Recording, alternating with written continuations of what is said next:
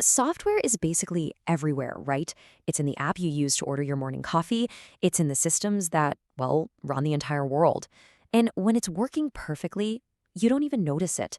It's just invisible. But oh man, when it breaks, we all feel that.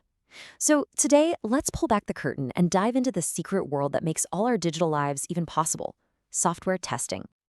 We've all had that moment. You're right in the middle of doing something important. You tap a button and crickets. Nothing.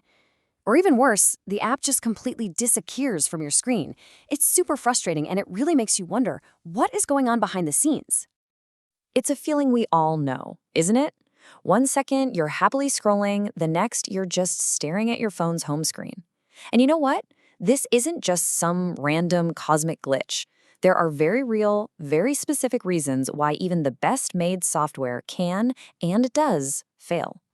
Okay, so why does this happen? Well, building software is just incredibly complex. You've got intense deadlines breathing down your neck. You've got the simple fact that we're all human, and humans make mistakes.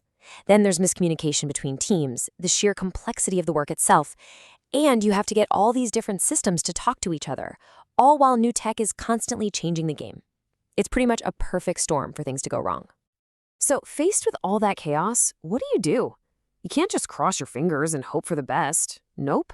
This is where a really disciplined, methodical process comes in.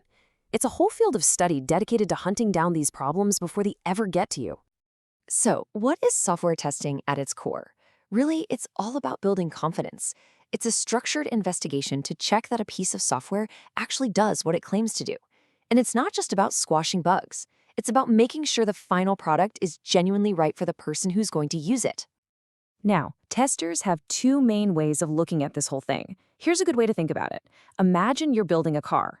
Static testing is like having an engineer look over the blueprints, checking for any design flaws before a single piece of metal is cut. Dynamic testing, that's when you actually put the key in the ignition and take that car for a spin to see how it handles on the road. And this brings us to a really important distinction: the difference between a defect and a failure. A defect is that flaw on the blueprint. It's a potential problem. A failure, on the other hand, is what happens when you're driving that car and you hit the brakes and they don't work. That's the actual problem you can see and feel. So static testing finds defects, dynamic testing finds failures. All right, so this whole process isn't just random. It's actually guided by a set of core ideas or principles. Let's dig into some of the most important rules in the world of testing. This one is maybe the biggest, most fundamental rule of all, and it's a little mind-bending at first. Testing can prove that bugs are there, but it can never prove that a program is 100% bug-free. All it can do is lower the odds that there are still nasty surprises hiding in the code. And building right on top of that last point, you just can't test everything. It's impossible. Think about a simple calculator app. To test every single combination of numbers and operations would literally take forever. So instead of trying to test every little thing, testers have to be really smart and strategic. And this is where that smart, strategic thinking really comes into play. First off, finding a bug early on, like when you're still just drawing up the plans, is so much cheaper and easier to fix than trying to patch it after it's already out in the world. And second, and this is a big one, bugs tend to hang out together. They cluster in the trickiest, most complex parts of the software. So smart testers know exactly where to focus their energy. I absolutely love this one. It's called the pesticide paradox. Get this. If you keep running the exact same tests over and over, you'll just keep finding the same old bugs. To find new bugs, you have to constantly change things up, review and update your tests. It's just like how farmers have to switch pesticides because the bugs get used to the old ones. Okay, so we've talked about the big ideas, the why of testing. Now let's peek under the hood a little bit and look at the how, some of the actual strategies testers use. Generally, testers look at a system from two different angles. With black box testing, they act just like you would. They don't know or care what the code looks like inside. They just punch in some information and check if the right stuff comes out. White box testing is the total opposite. It's like popping the hood of the car to look at the engine, checking the code itself to make sure every single path and every bit of logic is working just right. So how do you test smart without testing everything? Well, you use cool black box strategies like these. With equivalence partitioning, say a box accepts numbers from 1 to 100.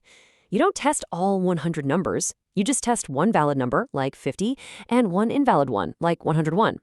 Then you use boundary value analysis to focus right on the edges. You test 1, 100, 0, and 101 because that's where bugs just love to hide. Testers also map out complex rules with decision tables, and they use state-based testing to make sure the app shifts smoothly between states, like from logged out to logged in. So all of this, it brings us to the real reason we do testing. And it's not just about finding bugs. There's a much bigger, way more important goal that all of this is driving toward. And it all comes down to two crucial words: verification and validation. Verification asks, are we building the product right? As in, does it match the technical plans and all the specs? But validation asks a much deeper question. Are we building the right product? In other words, does this thing we poured all our effort into actually solve a real person's problem? This navigation app example makes it crystal clear. Verification would be checking that, yep, the search bar works, the map zooms in and out, and the voice directions play. All the features are there. But validation, that checks if the route the app gives you is any good. Does it actually get you where you need to go without sending you into a lake? See, you can have a perfectly verified app that totally fails at validation. This brings us to our final and maybe our most important question of all. Let's say, against all odds, you did it. You built a system with 0 bugs. Is that automatically a successful product? And the final principle of testing gives us the answer loud and clear. This idea that having no errors automatically makes something good, well, it's a fallacy. It's just not true. You can build a technically flawless, totally bug-free piece of software that is completely and utterly useless because it doesn't help anyone do anything they actually want to do. And that right there is the real takeaway. The goal of software testing isn't just to hunt down defects, it's to build confidence. Confidence for the team that they've made something solid, and most importantly, confidence for you, the user, that you're using the right product, one that works, one that's reliable, and one that actually makes your life just a little bit better.